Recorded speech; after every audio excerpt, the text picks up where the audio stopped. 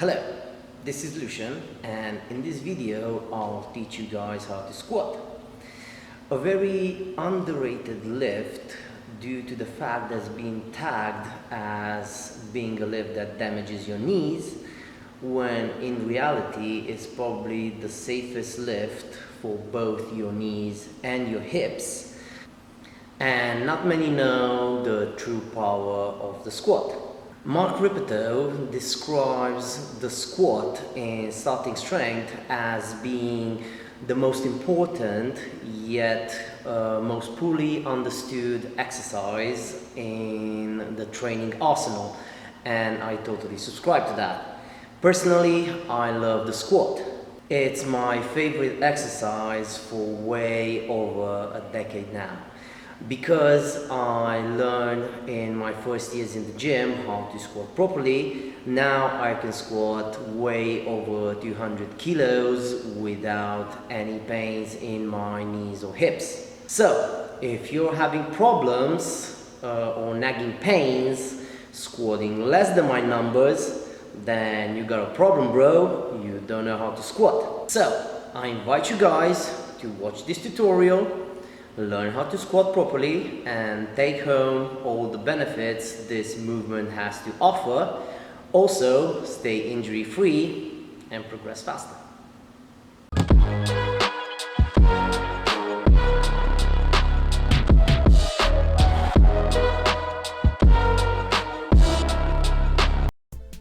The full range of motion exercise, known as the squat, is the single most useful exercise in the weight room, the one that will put the most muscle on you, as well as develop strength and power. It works your body and transforms you physically and mentally like no other lift. The full squat, when performed correctly, it's probably the safest exercise for the knees and the hips. Correctly means deep, when your hips drop below level with the top of a patella. That is a full range of motion. Anything else is just a partial squat, which will put stress on your knees and will not work your glutes, abductors and hamstrings properly. And this is how a beginner will squat. You can see that the bar is too high up, so he needs to tiptoe it to take it off the rack. He has no back tightness, places the bar at the edge of the cervical area so it puts pressure on the spine. No clue where to set the feet, do quarters or half reps, and then he finishes the set and realizes that he can't re-rack the bar, so he tiptoes it again. Just imagine doing this with a heavy load. And true story, the most extreme case I've seen, I was a PT in the UK at the time, and this is close to what happened. A guy went on a run to the squat rack, and using a pussy pad he did this. Of course, having 3 times the weight he should have. Again, tiptoe, no tightness, half reps, and at the end of the set, this. There we go. Yes, he slam dunked the bar. So let's start with the setup of the rack. First of all, get rid of the pad. That is the reason you don't learn how to keep your back tight enough.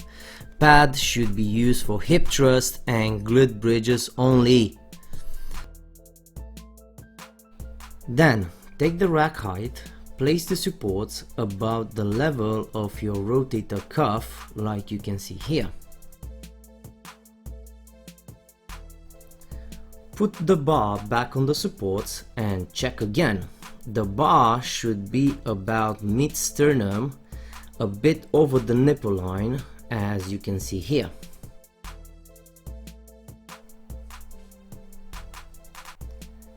Now grab the collars and always use them when squatting. Especially as a beginner, you don't know how to keep your back tight enough, so those weight could slip off the bar. Now, let's set the safeties. I've set them a bit higher, just about the level I should lower on a full squat. You will see it's close to being perfect, but it's not.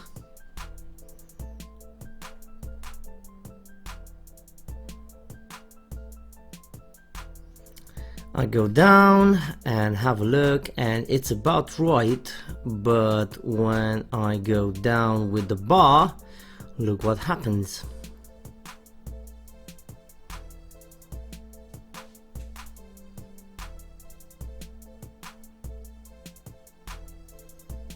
Now, at this level, you will say that I am a proper death, which might be true, but you want the safeties lower so you won't hit them on every single rep. So I lowered the safety one level, and now it's perfect.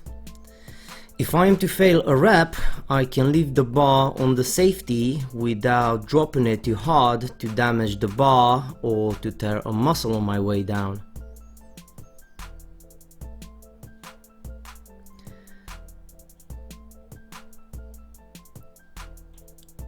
And you can see this failed rep in the coming seconds. There we go, failed the rep, and no problem.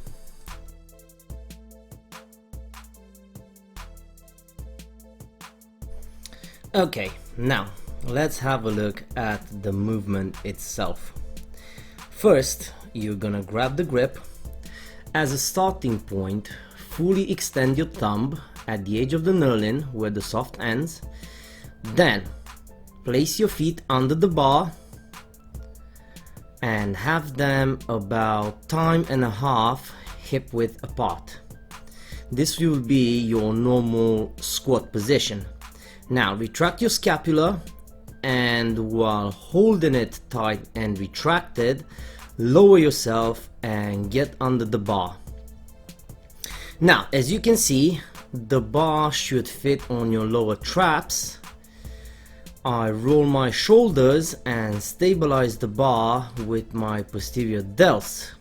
You see, I'm holding my arms like I'm holding something in my armpit. Then take 3 steps back, set the feet 1.5 hip width apart, point your toes out and lean a bit forward on the starting position while having your glutes fully engaged to stabilize your body. Take a deep breath and start to descend, and on your way down you should be following a straight line and should be mid-foot, so you spread the force properly and get the best leverages to spring the weight back, and your toes should be at 30 to 45 degrees out. Never have them facing forward or wider than 45 degrees. Back is in a straight line, never hyperextended or rounded. In terms of being tight, as you can on your upper back, ideally your thumb on the bar should be as close to the soft as possible. The closer, the better your tightness will be, but it's a mobility problem, so not everyone can go that close. Again, grip, fully extend your thumb at the edge of the knurling.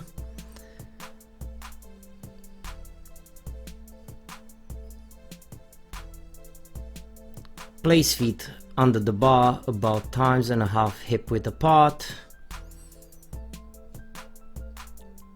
Retract your scapula. And while holding it retracted and tight, lower yourself and get under the bar. Bar is on your lower traps. Roll the shoulders and stabilize the bar with the posterior delts. Now your arms should look like holding something in your armpit. Come up, take 3 steps back, set the feet 1.5 hip width apart, toes out and lean a bit forwards, glutes fully engaged. Take a deep breath and start to descend. Bar goes on a straight line and should be mid-foot and explode back up.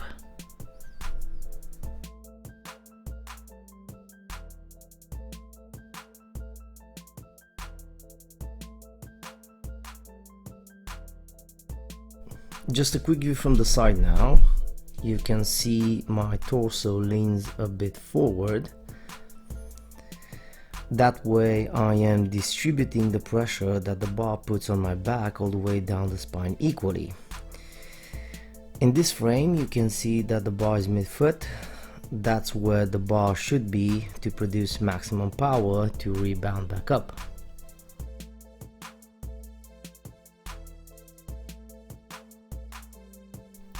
Now let's have a look of what full range of motion means. At this level is a quarter squat. Anything from this level to this level, it's a half squat. This is close to a full squat but not enough. And this is what we call a full range of motion squat. In terms of stances, first we have a closed stance, about hip width apart, where the emphasis is more on the abductors and quads.